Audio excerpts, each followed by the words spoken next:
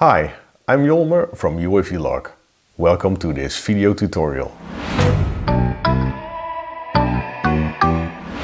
On this tutorial I show you how to manage your drones or UAVs.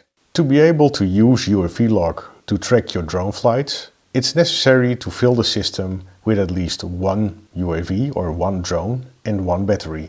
But let's start by adding a UAV or drone by clicking on the button Manage UAV.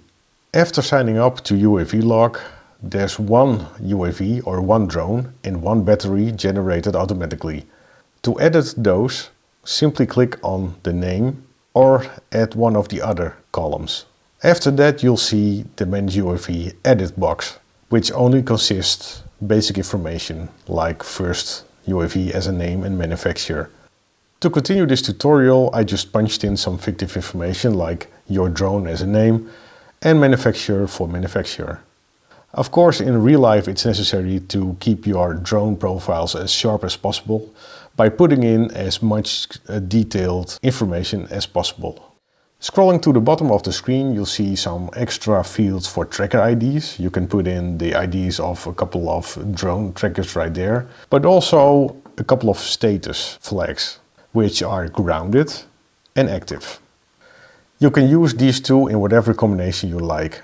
For example, if your drone just crashed, but you want to keep it in your active fleet of drones, you hit yes for grounded and yes for active. If you would save this configuration, the drone won't show up in your drones list once you start your flight, because it needs repair and it's grounded. To use a drone in your flight log, it needs not to be grounded anymore, and you'll select no for grounded and active for yes. Once we completed the drone profile or the UAV profile, we hit save and hit the button back to go back. Once you're done editing your UAVs, you hit back to go to the main screen. I hope you found this video tutorial helpful and interesting, but if you still have questions about UAV Log, then don't hesitate to contact us via the website or the social media. Thanks for watching and until next time.